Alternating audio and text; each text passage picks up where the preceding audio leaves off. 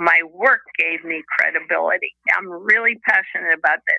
You have to do your job, and you need to go above and beyond the call of duty to get that job done. That gives you power, number one.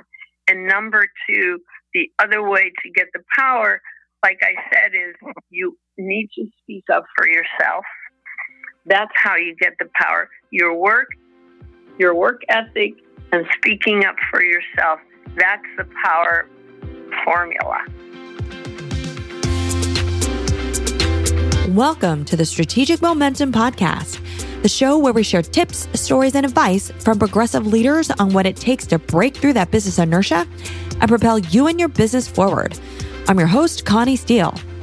The experiences women have in the workplace today are vastly different from how they were 50, 30, and even 10 years ago. Now, more and more women are moving up the corporate ladder, holding executive positions or even running their own companies. However, there are still career challenges and misconceptions holding women back from fully living up to their growth potential. Today's guest, Ines LeBow, founder and CEO of Enterprise Transformation Solutions, had the odds against her nearly her whole life, but was able to work her way up the corporate ladder, running various companies that were primarily male-dominated. She shares her personal transformation, as well as tips and advice on the importance of career agility and what it takes to create that momentum to break through the glass ceiling. Let's hear her story. I was born in Argentina because my parents were Holocaust survivors, and they were able to come, my mom to the United States and my father to Argentina. And when I was 10 years old, we came to the United States. And as you can imagine, having parents who were, Holocaust survivors, very determined to just survive and very self-reliant. And so growing up, we learned to be self-reliant. I'll tell you a story. When I was 10 years old and we were in the U.S., and on Saturdays, my mother would give me money, and I was 10, I would take the bus from Northwest D.C. American University Park, and I would go downtown, and I would go shopping for my own clothes, and I would go to the movies, and I would come back home. I don't know if today we would do that with our 10-year-olds, but it certainly was very valuable in my life to be fearless and to go forward and to be able really to take care of myself and be able to just be self-reliant. So that was early on when I was growing up. And one of the really important things about growing up to my parents always was, you need to have an education. It was the mantra in our household, because no one can take that away from you. Of course, having come, escape the environment that they were in, that was really important.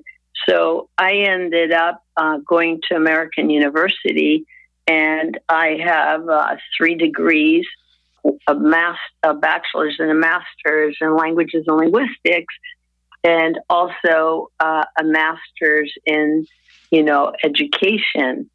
And one of the interesting things about this is, why do I have a bachelor's and a master's, particularly in languages and linguistics? It's because when I was a senior in college, I wanted to go to law school, and so I applied, and I passed all the hurdles, and ended up that women need not apply here, that you're going to take the place of one of the guys. And I don't know if you got a chance to see the Ruth Bader Ginsburg movie, and she had the same experience, right? In the 60s, in the 50s and 60s and 70s, that was really problematic, that women could not do what was considered a guy's job. So I ended up getting those degrees and realized pretty quickly I became a single parent in 1980 and realized that I needed to find a position where I was a single, supporter of my family.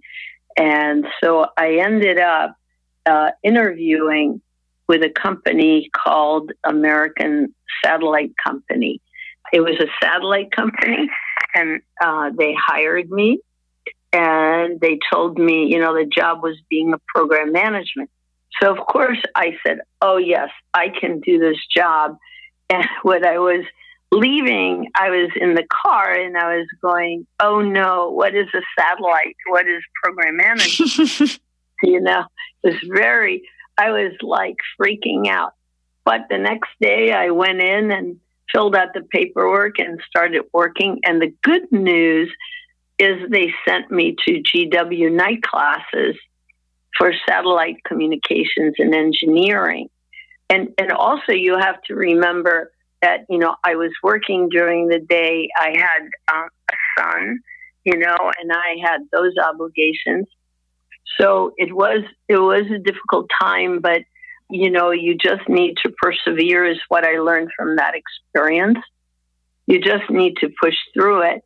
And so what did they do? They put me in charge of building Greenfield, a national terrestrial network. The network talks to the satellite, and it required construction knowledge and, rebar and cement and generators and working with, the unions and it was crazy, but I figured it out.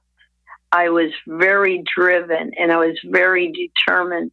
And it ended up that I was the managing across functions, and I was the only female in the company leading a team of engineers. And that was really challenging. I remember the first meeting that I went to, and it was all men. It was 12 men and myself in the conference room. And one of the guys turns to me and he said, hey, honey, can you go make a copy of, and I turned to him and I said, no, you go make your own copy and don't call me honey again, So it's every step of the way for the last 35 years from day one, no matter how accomplished I became, I always and have been always fighting that, I had to deal with unions, which I was in New York. Actually, we were doing a construction job in New York at World Trade Center 2. And there was the local 3 union guys, oh my gosh, they take so many breaks. And their lunch break, they were playing cards, and we were in an operational center.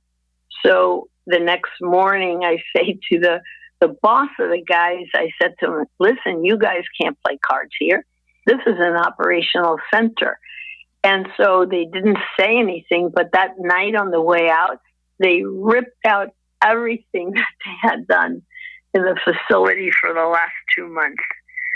So that was a lesson learned, right? It was along the journey, learning how to lead a group of men, learning, a whole new industry. I mean, I didn't even know what program management was, which obviously I learned along the way. And this is what I learned. I was hooked. It was in my DNA, and it was my passion. And I like building and growing things and fixing things. And, coming up, I see the problem, and I know pretty much what the solution is going to be. In the last 35 years, I had been recruited into these companies to do exactly that kind of work. I was in 12 companies, and we sold 9 of them. And the last one we sold in 2015. As the daughter of Holocaust survivors, Ines learned the importance of resilience and self-reliance at an early age. She knew life was a game of survival. Despite being rejected from law school purely based on her gender, and then taking a job she had no prior experience in, Ines was driven to figure out what she needed to do to excel at her work, and she did. In her first job, she learned important lessons on how to navigate a male-dominated industry and culture. And as Ines progressed in her career, she also understood the need to dynamically adjust and pivot to the changing environment. In other words, be agile. American Satellite became GTE SpaceNet, and it was part of, GTE, which is, as you know, is a really big company. And they decided in 1993 that it wasn't their core business, and they wanted to. So they ended up selling the company, and actually, the company was shut down. So here I was, a single parent, and the company was shut down. And so what happened was I saw this little ad in the Wall Street Journal. Today, that's not how you would find a job. So it ended up, I interviewed for the job, and it was in April, and it told me in May I needed to move to New York. The job was in New York. I found that was really interesting. I ended up with, at the time, today the company is, Verizon, but back then it was called 9X, and they were in New York, and I was in their headquarters. And what I found really interesting there was, again, I was having the challenges, of being a female and doing this. In this instance, we were doing project management training and having to overcome the same, challenges that I had before. And while I was in New York, one of the people that I knew from back at American Satellite asked me to come and work for this other company called MFS in New York. And I was put in charge of running engineering and planning. At one point I ran the DC office. And again, I'm faced with really working with technicians and engineers and construction people. And I faced, the same, challenges. But, my mantra really is, you just have to keep punting, and you need to move forward, and you can't let, everybody always has an objection, and you need to just overcome the objections and move on to the next level. And so when that company was sold, and I ended up, this was really interesting journey. It was, again, totally different. I ended up going back to New York with a totally different company. They were a calling card company. They were Hasidic Jewish people, which are very devout, and they don't work from Friday. They don't work from sundown on Friday till Sunday. I was the only person in that entire company running the operation of the entire company. So if something happened during that period of time, I couldn't call the owner. And so, that was another part of, just being agile and going with it. And, these different experiences that come along as you're moving in your journey. And that we sold the company, and I ended up in Boston, yet a different experience. I was running that company, and it was a $10 million company, and they did not have any structure and all the requirements that are needed to run a company. And they needed to do construction as well.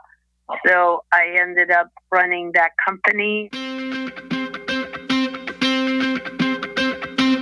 The Agile Mindset made it possible for Ines to pivot and adapt frequently in her career. She was constantly thrown into new roles and environments, and despite the challenges, she kept her focus on getting the job done and doing it well. It was this mentality of I'll just figure it out and I'll learn what I need to learn along the way, regardless of the circumstance, that enabled her to be the most effective leader she could be. And after years of persevering, despite facing scrutiny and prejudice based on her gender, she took on her biggest role yet. Because of the politics of this, the politics being always having to defend yourself, no matter how accomplished you are as a female, no matter what position you're in the company. And I was, the COO or the CEO of these companies. You had to always prove yourself. And I decided I didn't want to do that anymore. So I started my company called Enterprise Transformation Solutions. And I named it transformation in particular because transformation means change and it means transforming from within. And that's what I do. I transform companies from within by providing them, solutions. We're really operational and financial architects.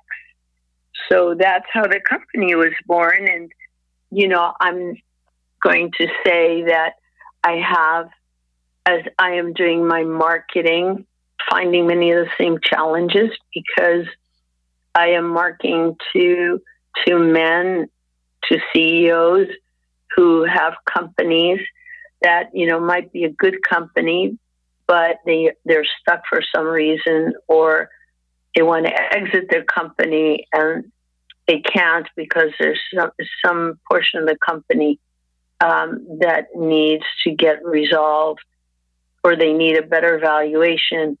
Companies that, want to do an acquisition, however, they need to better position themselves internally. Or companies that are totally need re-engineering, that they are just never going to make it without total change management. But I'm finding it challenging as well in working with these CEOs as a female as well. But I'm much better positioned at this time to deal with it. So, given the breadth and depth of experience that you've had, how do you feel all those experiences have shaped your management approach? So that's a really interesting question. I think that what I learned through this experience is that there are 5 areas, really.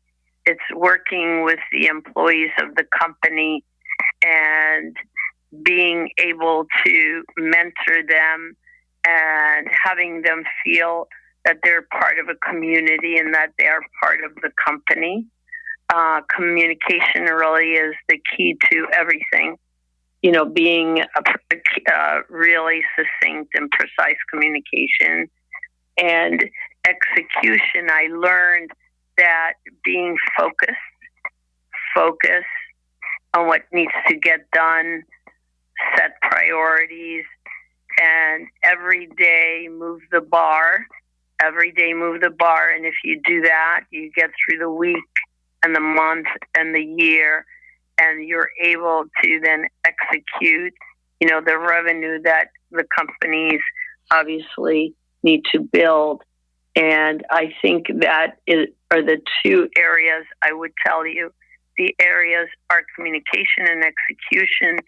And the most important part of all, one of the really interesting quotes that I want to share with you is with Colin Powell, and he said that organizations doesn't really accomplish anything. Plans don't accomplish anything either. Theories of management don't matter much. Endeavors succeed or fail because of the people involved. That's what I have learned over these many years. It's your people who are the face to the customer, and it's your people who make or break your company. So you need to really be mindful of how are they feeling? Are you including them? Do they know what's going on in the company, and do they know the company strategy? And one of the things that I learned was that 40% of all working Americans in all companies don't know the company strategy, which is critical for them to know what is their job and how do they fit into the bigger picture, and that they want to feel heard, and they want to feel that they make a difference in the company, and that as management you care about them. So that's really, critical. Do you feel as a woman where women's strengths are really in that relational aspect, that gives you a leg up in many times a man's world to be able to rally around those people and communicate with those people on what the company strategy is? And we'll even add that another strength of women is their ability to, communicate to all. Well, I think one of the strengths is because we tend to be feeling and intuitive. We're intuitive and sensing. You can walk into work and you can see the people and you see them in their cubes. And I could always sense, something was going on or how they were feeling, or I could tell any one person something might be going on with them. And being able to then reach out to them and ask them, is everything okay? Is there something I can do to help you, right? And it makes a huge difference. It's a very hands-on approach with the employees. I think that that's a huge advantage that women have. Communication and execution are critical to driving momentum for your organization. And almost more importantly, as Ines learned, is making sure your employees are in the know. Your frontline employees are the face of the company, so they need to be abreast of the company's vision and strategy, as well as their value and where they fit into the bigger picture. And as a woman, your communication and relational skills are an asset that should be leveraged. These approaches and skills helped Ines drive change for her organizations. And along the way, she also learned how to build momentum in her own career. All right. So one of the things that I learned through these many years and in my career is nothing stays static. Things change. Things are changing all the time. And so you really need to pay attention and be able to adapt to your current circumstance and be able to just shift. There are many times you have new people coming in, new employees coming in. The strategy shifts, people shift, their attitudes towards you that are changing, and you constantly have to be aware of that environment, constantly be aware of the environment and the shifts that are taking place. And so I think that it's not about, you have to be aware of the politics, right, that's around you. That's really very important. And also, how do you handle these changes, right? You need to do an analysis. I always would take a look at the situation, do an analysis. It's almost like doing therapy. And different situations, I would come up with what were different ways that I needed to approach it. Sometimes the situation required that you had to be really tough. You had to take a really tough stand and let the chips fall where they may. But you cannot be pushed around. That's really very critical as you're at work. You need to stand up for yourself. You need to speak up for yourself. You need to ask why are you doing what you're doing? And that changes. It's really very dynamic. It's very dynamic. Every day it's different, and different situations happen.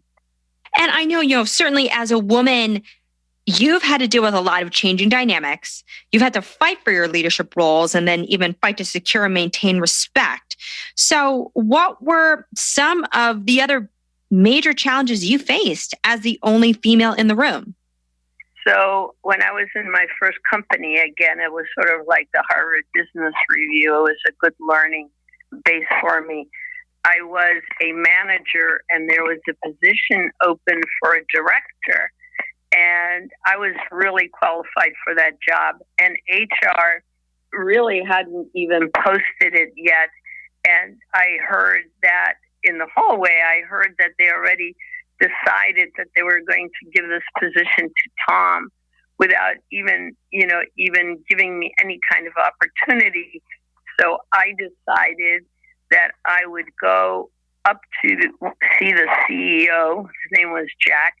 And I just walked in his office and I said, "Hey, Jack, my name is Ines LeBow.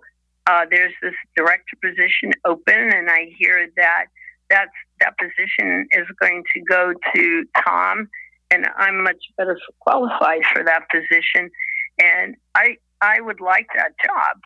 So he told me he was going to get back to me, and he looked into it, and then I ended up with that director position. Of course, I didn't want to win any popularity contest, but on the other hand, it didn't matter, because for me, what's in my DNA is parity, right? It was parity. If he and I were equal and we would both have been interviewed and he was the better person, I get that, but none of that happened. So it was, and my positions, so now I was a director, and then the next slot was a VP. It was in another company that it was a VP position. And I realized, and again, the same kind of situation, and I realized pretty quickly when these guys got together in a conference room and to talk about these positions, they never would say, "Oh, guys, we need to think about Ines, right? Ines would be a really good candidate for this." That never happened. Every single, all the way up in my career, I had to go in and I had to go ask for those positions because I was never a consideration. And it wasn't because I wasn't, a strong person. I certainly had a strong personality.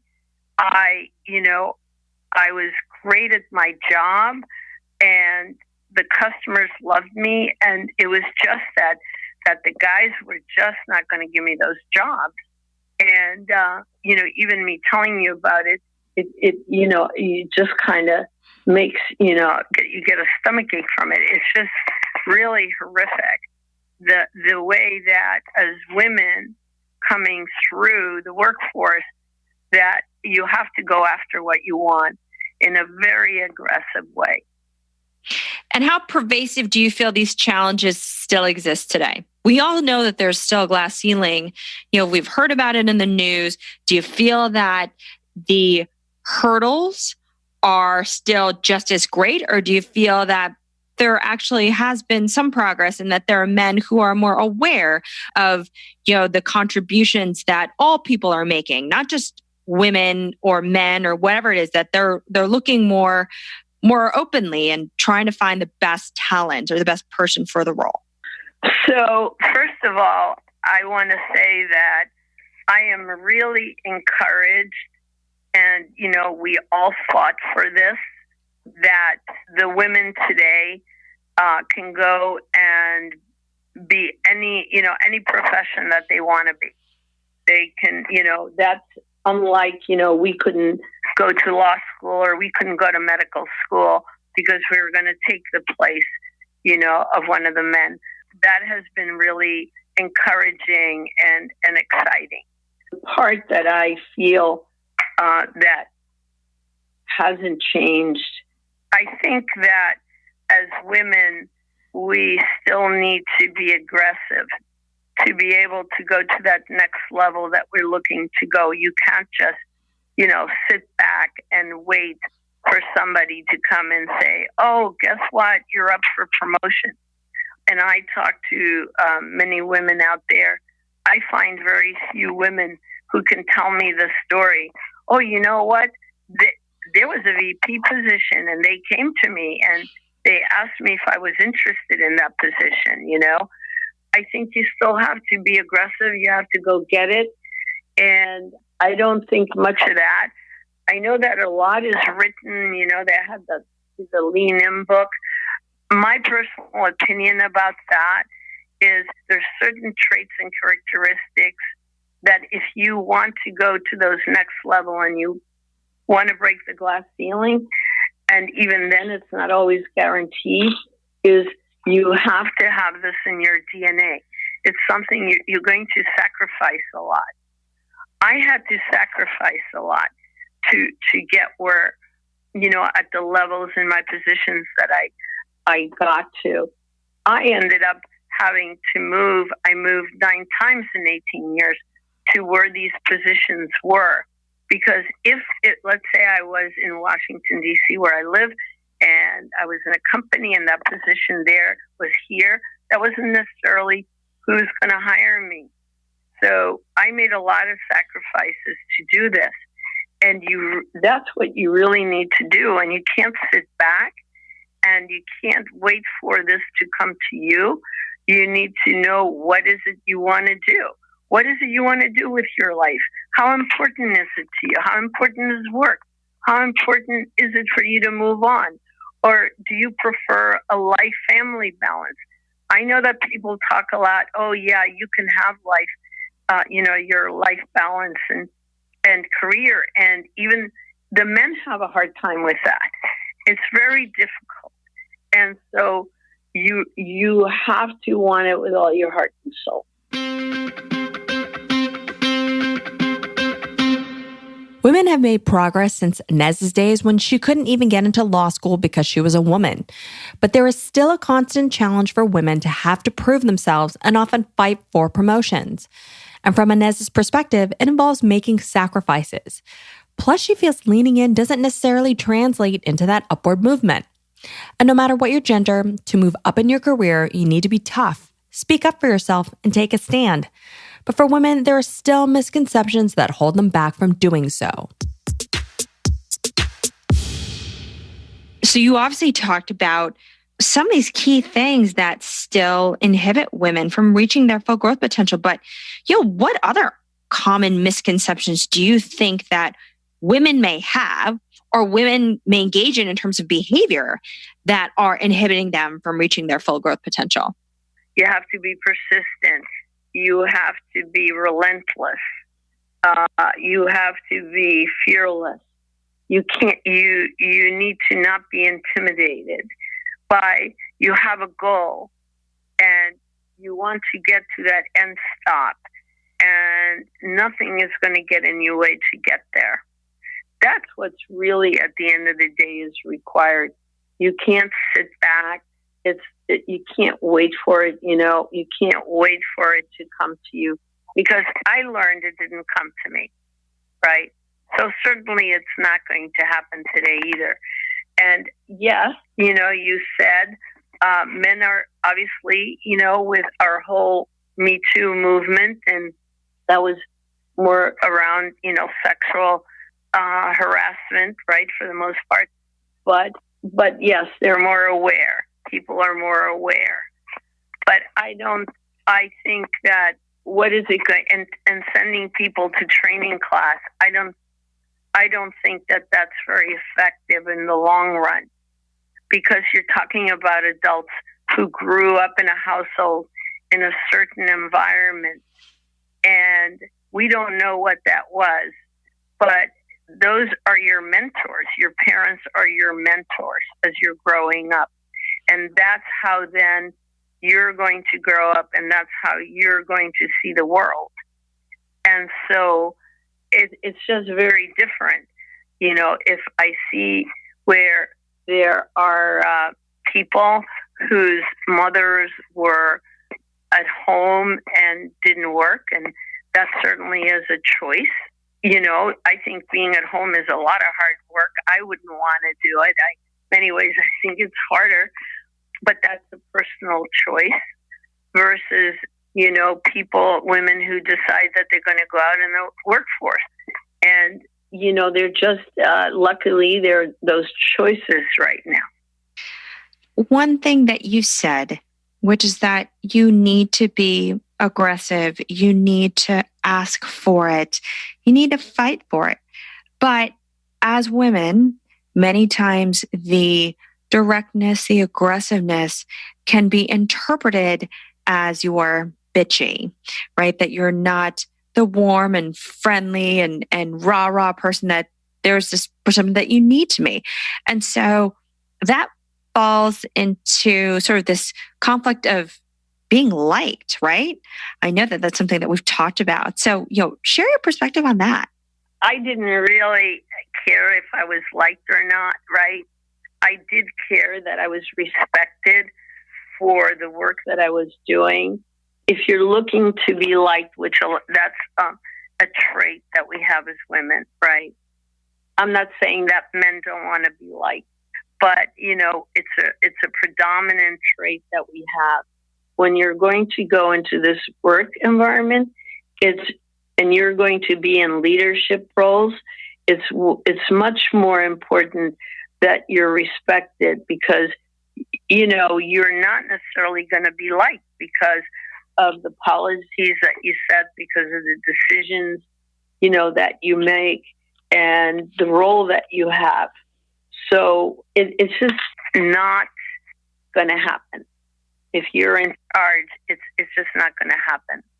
And anyway, everybody isn't going to always like you, but I always felt as if they respected me, then, that was a win for me and was really important. What other character traits of women do you feel are present that women don't always take advantage of to the fullest extent, particularly at the executive level? You have to figure out the politics. You have to, let go of your fears and, push all the boundaries. And you have to be a risk taker and you have to dream about succeeding and not be inhibited and self-reliant and not intimidated. You cannot be intimidated. I think some women, they get intimidated, right? By this authority or power that they see. One of the things that I learned as being a woman was because men don't see me as a threat, I think they think of me, like their wife or whatever, or their mother. I'll be having a conversation and they tell me, maybe it'll be information about things that are going on in the company that they weren't supposed to tell, right? And, but, it's just Ines. And so they end up telling me things that I then know that, knowledge is power. And then I figure out at what point am I going to use that information to my advantage. That happens a lot. And it was always an interesting dynamic for me. I find it even now in my practice. Recently, we had a meeting. It was all guys and it was me. And it was the same kind of thing, right? They were ignoring me and they were having a conversation and they were providing information that I really was looking for. But, it's only enough. So use all the tactics you can to your advantage. And then let's also talk about, another thing that we know that could be really important for women to navigate today's dynamics is, to me, it's, don't focus on the non-promotable tasks, right? You have to focus on those projects that really can help move you forward. So tell me about that situation in, your career progression and your advice to women as a result of that. I want to go back to, again, my first job. I went and interviewed, and as I said earlier, to my shock and surprise, I ended up getting that position in a company that was satellite I didn't know anything about. And they made me project manager. And I ended up, it just maybe dumb luck, right? But I ended up with the highest visibility project in the company. The satellite is just a giant amplifier, and it needs to talk to, the terrestrial, and all of that needs to be rolled out. And they hadn't done that, yet they had launched a couple of satellites. And I just really was very lucky. I got the highest visibility project in the company. And then I executed. That's very critical. And everybody isn't that fortunate. I was very fortunate. You're not probably today going to go into a company and get the highest visibility project. I'm sure you're not. But go and when you're interviewing or when you're in the company, find out what are the important projects, what are the important committees, and get yourself in there and give visibility. You need to have high visibility so people know what your capabilities are. That is really critical. And don't go and focus on the non-promotable tasks. I see this all the time with women. They're focusing on things that if they do want to get promoted, they're doing work that, really is not where it's going to get you to the next level. And you also need to go. Everybody loves this. If you see a project in a company that oh my God, you can excel in and you're going to be awesome, go and ask for the project. People aren't going to turn you down if you want more work. That just doesn't happen. And that manager is going to buzz. You know what? Betty came and she asked, and that's so exciting. I'm so excited. And then now you have the buzz and the visibility now, but you need to go execute on it. Focusing on high visibility opportunities is the way to showcase what you can really do versus taking on more projects that don't offer a way to demonstrate your ability to learn, evolve, and lead. But getting those prime projects or roles aren't always easy. You have to raise your hand, push boundaries, and knock down some doors. Even then, you might still be faced with office politics or a difficult company culture. So I asked Ines how to handle those situations in a way that can still positively propel you forward.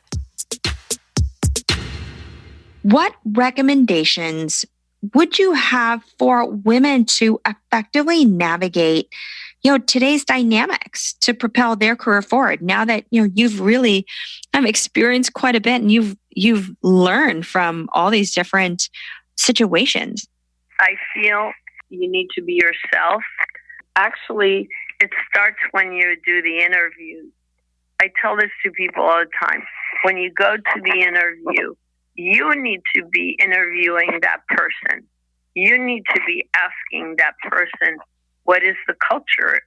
What is your culture in this company? It's interesting. People don't know how to even define what culture is, right? Culture is how you treat your people.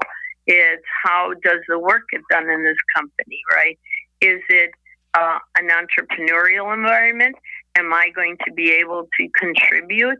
Or is everything very prescriptive and very bureaucratic and very change-driven? If that's not you, then you should say, well, thank you very much, and, not take that position because you're not going to be happy there. So I think from the beginning, you need to take control. That's number one. Number two, if you are in an environment, as you took the position, and you are in an environment that you're uncomfortable in, you can't be like a mushroom, sitting in the dark. You need to speak up. Again, you need to speak up for yourself. You could start with having a conversation with the person who said something to you that you're not comfortable with. And if you feel that wasn't satisfactory, then, you need to go to HR and you need to document it, and you need to be sure that you're heard and that there's a change that's visible to you so that you can be comfortable. You don't want to, oftentimes what happens is we don't know it. Management doesn't know it. This behavior is going on, and some of your best people are leaving, and then you wonder why. So while management has a responsibility, so does the employee in navigating. This is, after all, 2018. You can speak up. You're not going to get fired like, back 20, 30 years ago. If you were sexually harassed, you were the one who is being fired. And we saw that recently where we heard women say, like me, I had a child. I was a bread earner. I felt then when I had no power. So if obviously I had power, but I knew I was the one who was going to get fired. Well, today that's not the case. You're not going to be, because today you can do a huge lawsuit. I'm just saying there are lots of options today to navigate through it so that you can be comfortable in your work environment. So you mentioned something really interesting, the whole notion of power. How did you, as that single female in the room, as one of those few female executives, find ways to harness power? So first and foremost, I learned early on that you had to be the best performer in the company because they would look for any reason, right, to diminish you. And so I learned, and I was, type A person anyway, and very driven.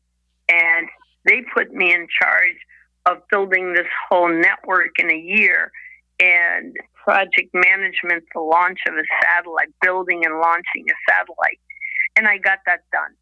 So even though they would say, they called me the dragon lady or whatever, because I guess I was bitchy, but they could never say anything about my performance. So that was number one. That gave me power. It gave me power. It gave me sustainability, and it gave me credibility. My work gave me credibility. I'm really passionate about that. You have to do your job, and you need to go above and beyond the call of duty to get that job done. That gives you power, number one. And number two, the other way to get the power, like I said, is you need to speak up for yourself. That's how you get the power. Your work ethic and speaking up for yourself, that's the power formula. How do you also then leverage advocates? Because in general, we know that there is always a network within an organization. Everybody talks about this old boys network. How do you create an effective network or advocate for you so that they can champion you as you move up? So that's really an interesting question, because when I first got to my first company, right, I ended up really hitting it off with one of the guys. He was actually younger than I was, but he was considered like, a genius in the company. Remember I said the power of your work, right? Mm-hmm. And so he and I got along really well. And when he saw the kind of work that I was doing and who I was, he was my champion. I'd go to him when I had certain circumstances with one of the people or whatever, and he would guide me and tell me how to handle that. And so that I learned from that was one. And number two, again, my first job was I had a boss and he never had a woman work for him before. And so he was really very regimented. And he taught me a lot of things, like, when I was working with other people, and he'd say to me, his failure is your failure. Are you going to fail because of him? And he'd go, hell no, right? And he had all these little sayings and stuff. And I was my first, and I took it all in. And to this day, a lot of the advice that he gave me, and he taught me he said I had to be more paranoid. It was sort of, you can't trust what everybody tells you, right? Or he'd say, trust but verify everything that people told you. Some of it ended up being really bad habits for me, as my people would tell you. But I was really lucky that I had these, and they were all men. And they were all men. And they saw value in me and my work, and they helped me along. And that was I was with this one company for 12 years. That's how I was able to then move forward. And it sounds like from your very first boss, the need to be cautious, to verify some of the things that people had said, had probably led you to really understand politics versus kind of going in and also just doing your job, but be aware of the maybe underlying tone, under the undercurrents that could be happening, or the chatter, or things that are not maybe immediately obvious to someone, but now, because you planted that in your ear, you then are better able to see the broader dynamics that are going on. Okay, so that is, Connie, that is really great, because I never thought about it that way. But that's exactly right. I think that his name was Tom. I think Tom really did teach me the politics. He was brilliant at it, right? And I think I didn't think of it until you just said it, but that's really true. He said you need to be paranoid. You can't trust what people tell you. You need to check what they're saying, right? You need to, because it's sort of like saying, watch what's going on around you, right? Is basically what he was saying. I took that in, and then I innately then started to learn what to trust, what not to trust. And of course, you got to watch out, because it can go to where now you're not trusting anybody, Absolutely. So to close, what advice would you give to young women today who feel like they're hitting the glass ceiling? First of all, decide what it is you want to go do, right? Be self-aware of what is it that you want. Because again, as I said earlier, if we're talking about the glass ceiling, we're talking about that you're looking for promotions and moving up in a company. So you need to be self-aware. You need to know, you need to understand, what are you willing to do? Are you willing to take the risk, play the game to move forward? I think that's number one. I think number two then is, I find, you asked me earlier about traits women have, and one of them is being afraid of success. They're afraid of succeeding, and you have to let go of any fears that you have, right? When you go in a company, oftentimes they tell you stay in the lines. The lines are your friends. You need to just, push through those boundaries. I always would go and ask, okay, what work do we have? What do we need to go do?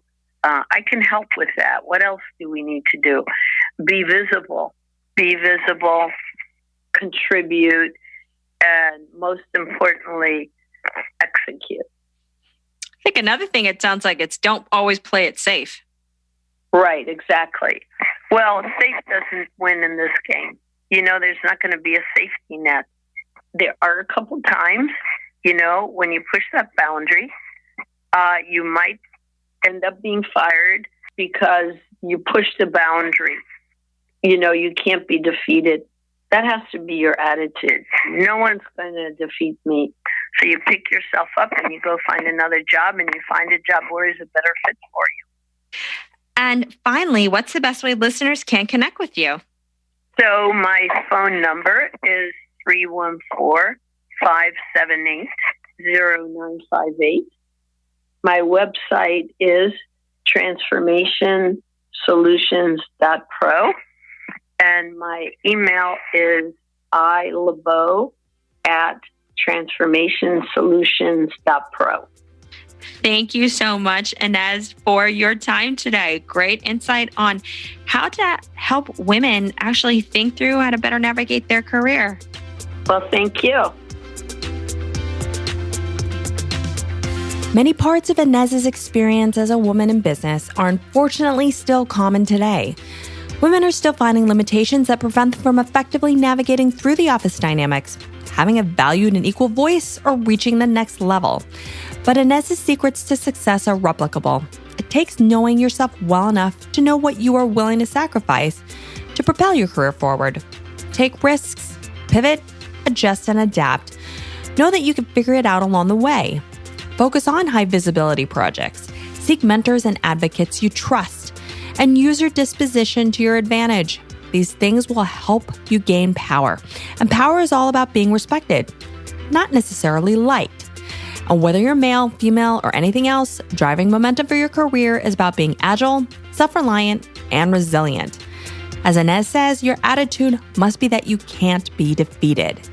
Thanks for listening to the Strategic Momentum Podcast. You can connect with Ines at LeBow at transformationsolutions.pro and learn more about enterprise transformation solutions at transformationsolutions.pro. If you like what you heard, please subscribe to the show on Apple Podcasts, Stitcher Radio, Spotify, or wherever you get your podcasts. And while you're there, leave us a review. This is what helps others find the podcast. To hear previous episodes or get show notes from this episode, you can visit us at flywheelassociates.com/podcast. And don't forget to follow Strategic Momentum on Facebook and Instagram. I'm Connie Steele, and you've been listening to the Strategic Momentum Podcast.